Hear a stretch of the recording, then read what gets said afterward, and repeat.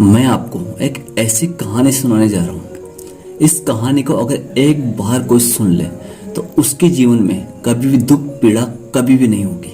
घर में कोई कलेश नहीं होगा, धन का कभी अभाव नहीं होगा। ये बहुत ज्ञानवर्धक कहानी है, जो कहानी आपको बहुत कुछ सीखने को मिलने वाला है। आपने कभी सुना होगा कि जिस घर में कलेश होता है, जिस घर में लड़ाई झगड़े होते हैं, उस घर में लक्ष्मी का वास नहीं होता। उस घर से लक्ष्मी हमेशा के रूठ कर चली जाती है। जिस घर में सुबह सुबह पहले लोग लड़ते झगड़ते हैं, एक दूसरे की काट करते हैं या एक दूसरे की बुराई करते हैं, वहां पर लक्ष्मी का वास नहीं होता। लेकिन आज इस कहानी के माध्यम से आप जानने वाले हो कि ऐसा कौन सा राज है जिस कहानी में छुपा हुआ है, जो इंसान के जीवन से दुख और पीड़ा को हमेशा के लिए दूर कर सकता है। आज आपको एक मोर और मोरनी की कहानी बहुत कुछ सिखाने वाली है, बहुत कुछ ज्ञानवर्धक होने वाली है। अगर आप हमारे वीडियो पर नए हो तो प्लीज वीडियो को लाइक सब्सक्राइब जरूर कर लीजिएगा और बेल आइकन बजा दीजिएगा, क्योंकि आप इस कहानी में खोने वाले हो। और इससे पहले प्लीज वीडियो को लाइक जरूर कर दीजिएगा। तो मैं आपका दोस्त सूरज ठाकुर, मोटिवेशनल स्पीकर। तो आज इस कहानी पे हम चलते हैं। तो एक बार एक मोर और एक मोरनी थे। वो दोनों एक जंगल में बड़े आराम से अपनी जिंदगी जी रहे थे, बड़े खुश थे। बहुत टाइम तक वो एक दूसरे के साथ हमेशा खुश रह रहे थे। लेकिन मोरनी ये मोर से बोलती है कि मेरी एक बात सुनो, मैं तुमसे कुछ कहना चाहती हूँ। तो मोर ने कहा, बोलो फिर, ये ऐसी क्या बात है जो तुम मुझे बताना चाहती हो। वो बोलती है कि हम इस जंगल में, इतने बड़े जंगल में, हम सुनसान जगह में हम दोनों अकेले रहते हैं। हमें वहाँ चलना चाहिए जहाँ पर इंसान रहते हैं, जहाँ पर इंसानों की बस्ती हो, जहाँ पर हमारे और भी चाहने वाले, हमारे परिवार वाले रहते हैं। हमें वहाँ जाना चाहिए। लेकिन मोर बोलता है कि अगर हम इस जगह को छोड़कर वहाँ जाएंगे तो हमें वहाँ पर दुख मिलेगा, झगड़े होंगे, कलेश होगा, पीड़ा होगी। हम यहाँ पर खुश हैं तो हम वहाँ क्यों जाए। लेकिन मोरनी बोलती है कि नहीं नहीं, आपको चलना ही पड़ेगा। तो मोर मोरनी की बात सुनकर कहता है कि फिर जिद मत करो, क्योंकि तुम्हारी जिद हमेशा कोई ना कोई प्रॉब्लम खड़ी कर देगी। तुम नारियों की या तुम स्त्रियों की यही सबसे बड़ी बुरी आदत होती है कि तुम अपनी हट से कभी बाज नहीं आती। तुम अपनी हट हमेशा करती हो। लेकिन मोरनी के बार बार प्रयास करने पर, बार बार कहने पर मोर मोरनी की बात मान लेता है। और मोर कहता है चलो ठीक है, अगर तुम्हारी इच्छा है तो हम चलते हैं। तो वो वहाँ से उठकर पास के एक गाँव थे जिसमें चले जाते हैं, जहाँ पर अच्छी सुख समृद्धि, अच्छे लोग रहते थे, राजा रानी सब कुछ वहाँ पर मौजूद थे। तो एक बार वहाँ का राजा अपनी रानी से बहुत ज़्यादा प्रेम करता था और रानी अपने राजा से बहुत ज़्यादा प्रेम करती थी। तो रानी और राजा दोनों बैठे हुए थे। तो राजा रानी से कहता है कि प्रिय रानी, मुझे भूख लगी है तो मेरे लिए कुछ खाने का लेके आइए। तो रानी राजा के लिए अनेक प्रकार के पकवान बना के लेके आती है और पकवानों को लेकर राजा के पास आती है और पानी का लोटा हाथ में लेकर कहती है कि राजा जी आप खाना खा लीजिए, मैंने आपके लिए खाना लगा दिया है। लेकिन वो राजा एक ऐसा राजा था जो धरती पर रहने वाले हर जीव पक्षियों की भाषा को समझ सकता था, उनके द्वारा बोली गई हर चीज़ को जान सकता था। लेकिन ये बात किसी को पता नहीं थी, सिर्फ रानी के अलावा। तो राजा जब खाना खाने बैठा तो खाना खाते वक्त राजा की थाली से एक चावल का टुकड़ा गिर जाता है जमीन पर। जमीन पर गिरने के बाद में कुछ टाइम बाद एक चींटी आती है और उस दाने को उठाकर ले जाने लगती है। ले जाने के बाद जब रास्ते में जा रही थी तो उसे चींटा मिल जाता है और चींटा चींटी से बोलता है कि हे रानी, चींटी रानी, मुझे भूख लगी है और ये टुकड़ा आप मुझे दे दो और आप जाके राजा की थाली से कोई दूसरा टुकड़ा लेके आओ।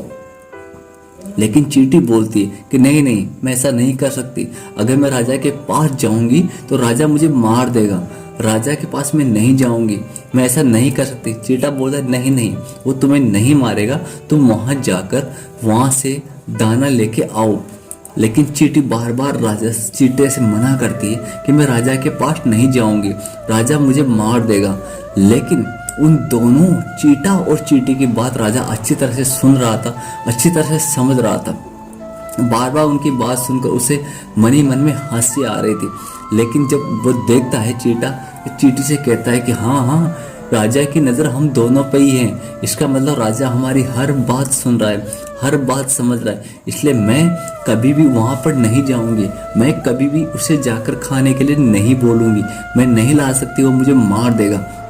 ये बात सुनकर राजा जोर जोर से हंसने लगता है और चीटा और चीटी दोनों वहाँ से चले जाते हैं। तो वो हंसते हुए थोड़ी देर बाद रानी रूम में प्रवेश करती है और रानी देखती है कि राजा जी मन ही मन क्यों मुस्कुरा रहे हैं, इसकी वजह क्या है, क्यों हंस रहे हैं। तो चीटा और चीटी जाने से पहले राजा से कहते हैं कि अगर ये बात राजा जी ने किसी को भी बताए तो राजा जी पत्थर की मूर्ति में बदल जाएंगे।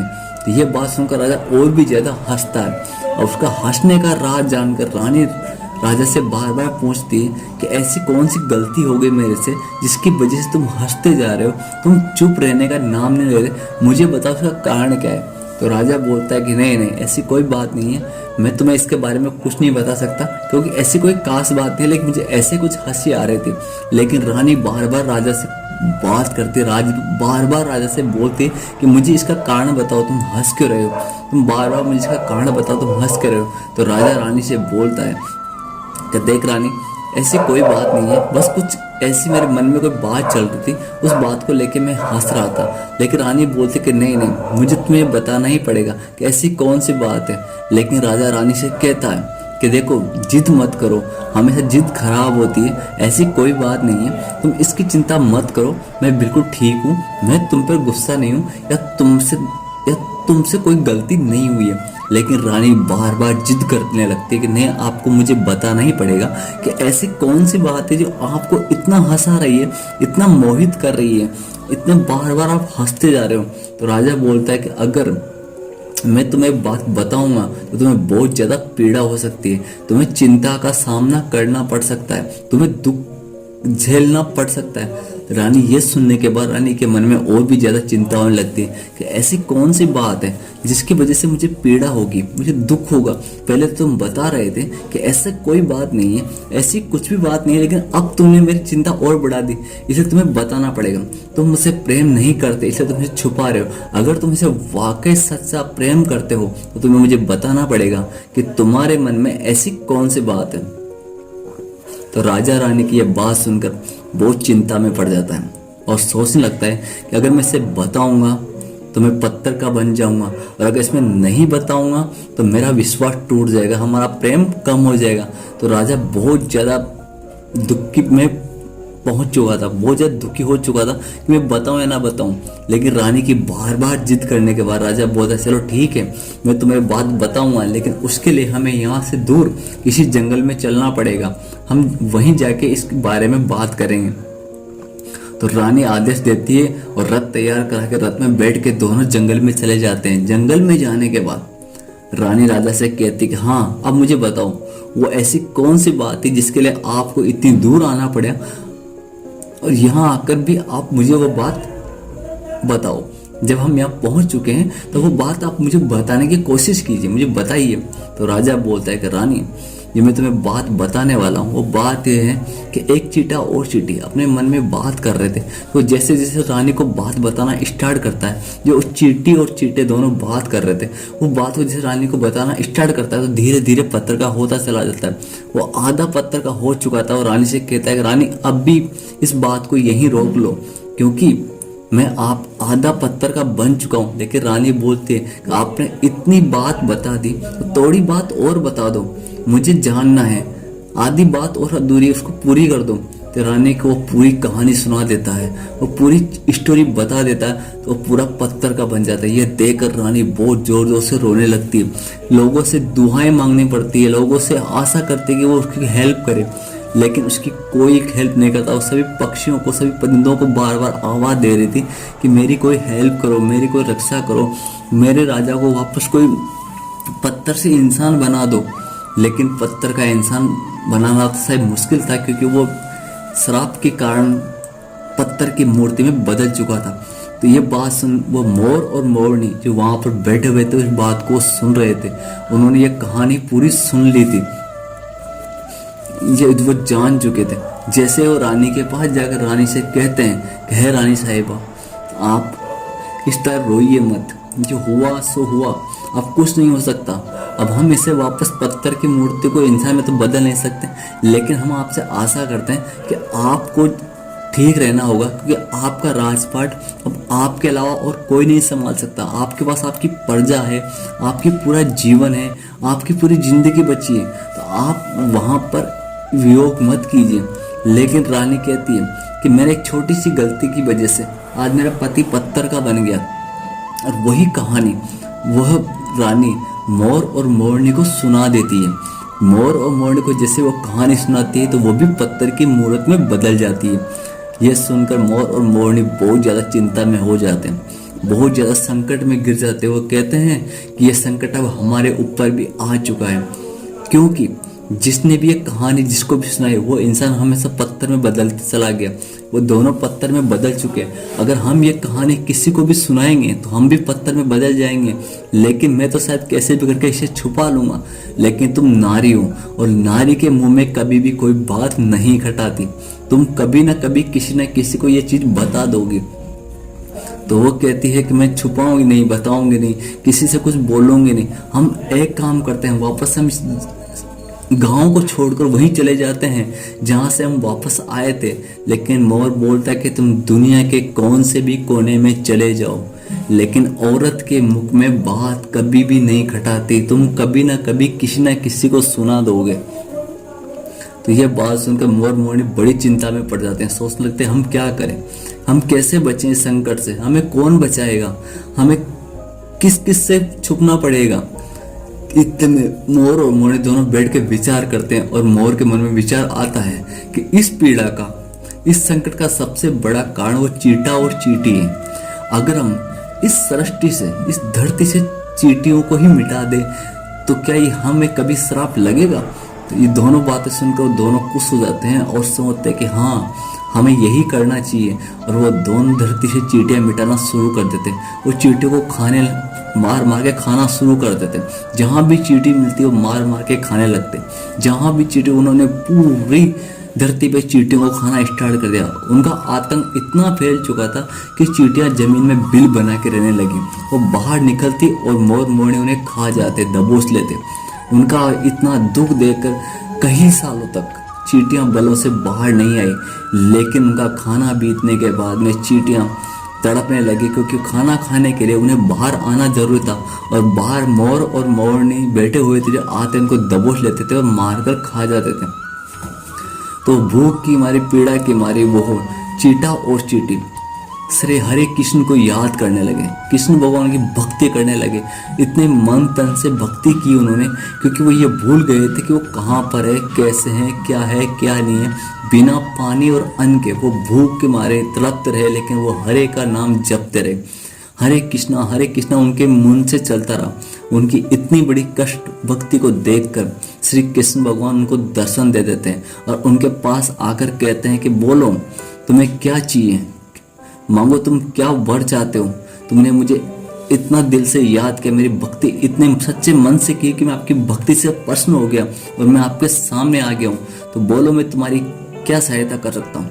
तो चींटी बोलती है कि हे प्रभु, अगर आपको हमारी सहायता करनी है तो सबसे पहले हमारे पेट पे आप गांठ दे दीजिए, क्योंकि हम भूख की पीड़ा को सहन नहीं कर सकते और हम ऐसा नहीं कर सकते। भगवान बोलते तथास्तु और उन्हें आशीर्वाद देते, दोनों के पेट के गांठें लग जाती। इसलिए आज भी चींटियों के बीच में गांठ लगी हुई, चींटियों के कभी भी पेट नहीं होता।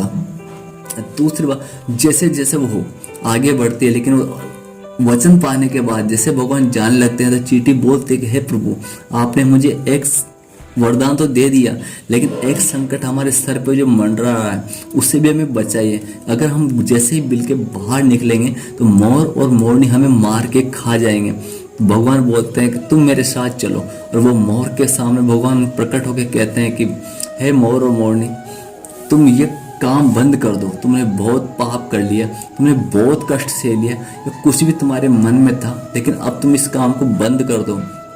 वो कहते हैं कि हे प्रभु, हम एक अजीब संकट में फंसे हुए हैं, क्योंकि जो बात आपको पता है। तो वो बोलता है कि हाँ, वो कहानी, वो श्राप अब खत्म हो चुका है, वो श्राप अब तुम्हें नहीं लगेगा। तो वो बोलता है कि राजा जी, तो ऐसी कौन सी बात थी जिसकी वजह से वो राजा पत्थर में और रानी पत्थर की मूर्ति में बदल गए। जो भी उस कहानी को किसी को सुनाता है वो पत्थर का बन जाता है। इसकी वजह और कारण क्या है?